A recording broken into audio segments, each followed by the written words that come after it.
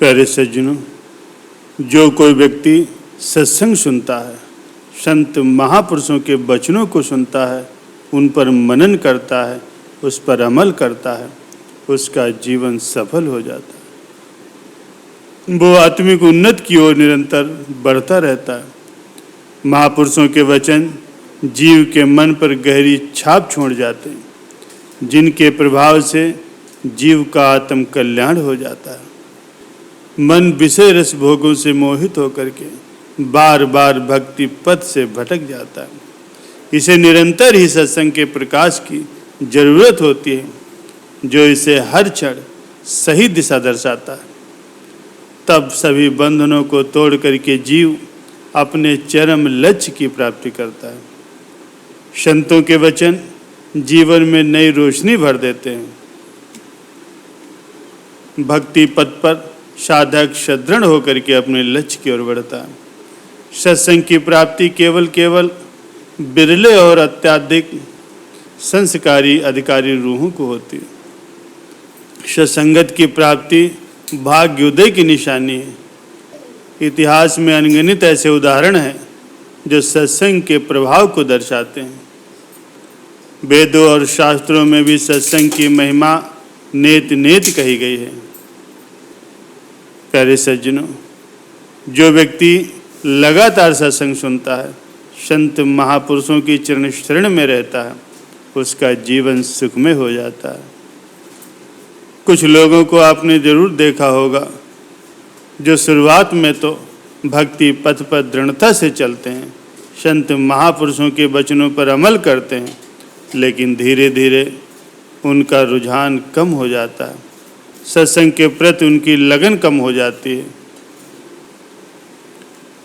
ऐसे ही एक पुरानी कथा है जो कि आज भी बहुत प्रासंगिक है। एक बार एक राजा को राज करते हुए काफ़ी समय हो गया। उसके बाल सफ़ेद होने लगे थे। एक दिन उसने अपने दरबार में एक उत्सव रखा और अपने मित्र देश के राजाओं को भी आमंत्रित किया। उसने अपने गुरुदेव को भी बुलाया। गुरुदेव जो कि विद्वान थे, लेकिन आत्मज्ञानी नहीं थे। उत्सव को रोचक बनाने के लिए राज्य की सुप्रसिद्ध एक नर्तकी को भी बुलाया गया। राजा ने कुछ स्वर्ण मुद्राएं अपने गुरुदेव को दी, ताकि नर्तकी के अच्छे गीत व नृत्य पर वे भी उसे पुरस्कृत कर सकें। सारी रात नृत्य चलता रहा। ब्रह्म मुहूर्त की बेला आने को हुई। नर्तकी ने देखा कि मेरा तबले वाला ऊँघ रहा है और तबले वाले को सावधान करना जरूरी था, वरना राजा का क्या भरोसा कि दंड दे दे। तो उस तबले वाले को जगाने के लिए नर्तकी ने एक दोहा पढ़ा। बहुत गई थोड़ी रही, या भी पल पल जाए, एक पलक के कारण यूं ना कलंक लगाए। अब इस दोहे का अलग अलग व्यक्तियों ने अपने अनुरूप अर्थ निकाला। तबले वाला सतर्क होकर के फिर से तबला बजाने लगा। जब ये दोहा गुरुजी ने सुना, तो गुरुजी ने वो सारी मोहरें उस नर्तकी को अर्पण कर दी। दोहा सुनते ही राजकुमारी ने भी अपना नवलखा हार निकाल करके उस नर्तकी को भेंट कर दिया। दोहा सुनते ही राजा के युवराज ने भी अपना मुकुट उतार करके उस नर्तकी को सौंप दिया। कि देख करके राजा बहुत ही अचंभित हो गया। सोचने लगा, रात भर से नृत्य चल रहा था, पर ये क्या हुआ? अचानक एक दोहे से सब अपनी अपनी मूल्यवान वस्तुएं बहुत ही खुश होकर के इस नर्तकी को भेंट कर रहे हैं। राजा सिंहासन से उठा और उस नर्तकी से बोला, एक दोहे के द्वारा एक सामान्य नर्तकी होकर के तुमने सबको लूट लिया। जब ये बात राजा के गुरु ने सुनी, तो गुरु के नेत्रों से आंसू बहने लगे और गुरु जी कहने लगे, राजन, इसको सामान्य नर्तकी मत कहो, ये आज से मेरी गुरु बन गई है, क्योंकि इसके इस दोहे ने मेरी आंखें खोल दी हैं। गुरुदेव ने कहा, मैंने सारी उम्र ईश्वर की भक्ति की है और अब आखिरी समय में नर्तकी का मुजरा देख करके अपनी साधना नष्ट करने के लिए यहाँ चलाया। इसलिए राजन, अब मैं तो चला।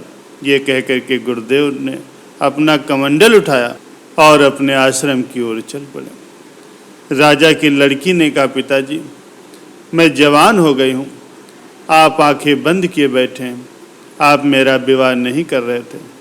आज रात में मैं आपके महावत के साथ भाग करके अपना जीवन बर्बाद करने चली थी, लेकिन इस नर्तकी के दोहे ने मुझे सुमत दी कि जल्दबाजी मत कर, हो सकता है तेरा विवाह कल हो जाए। क्यों अपने पिता को कलंकित करने पर तुली हुई है?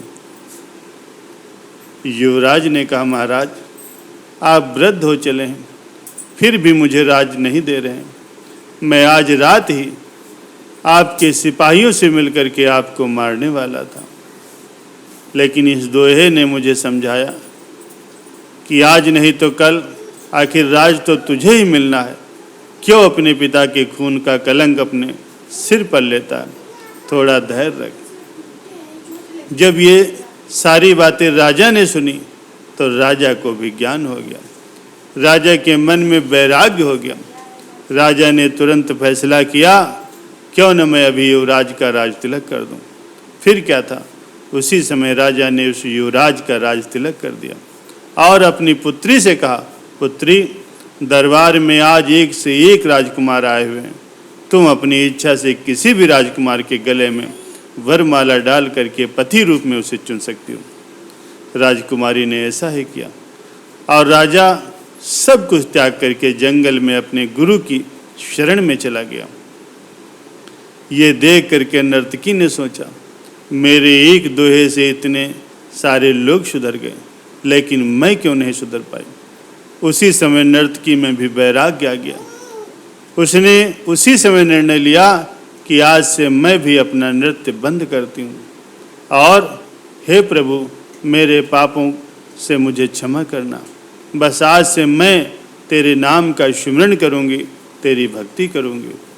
और उसने भी किसी संत से नाम दीक्षा लेकर के अपना जीवन भक्ति पथ पर। ये पुरानी कथा आज भी बहुत प्रासंगिक है। प्यारे सज्जनों, जीवन का काफ़ी समय निकल चुका है, बस थोड़ा ही बचा है। हम अपने जीवन की समीक्षा करके देखें तो हमने अपने पिछले जीवन में बहुत संयम बरता है, बहुत परेशानियां झेली हैं। कहीं ऐसा न हो कि अंतिम क्षण में एक छोटी सी भूल, हमारी लापरवाही जीवन में कलंक न लगा दे, पूरे परिवार को मुसीबत में न डाल दे। इसलिए सावधानी बरतें और संयम से रहें। इसीलिए कहा गया है, बहुत गई थोड़ी रही, ये भी पल पल जाए, और एक पलक के कारण यूं ना कलंक लगाए।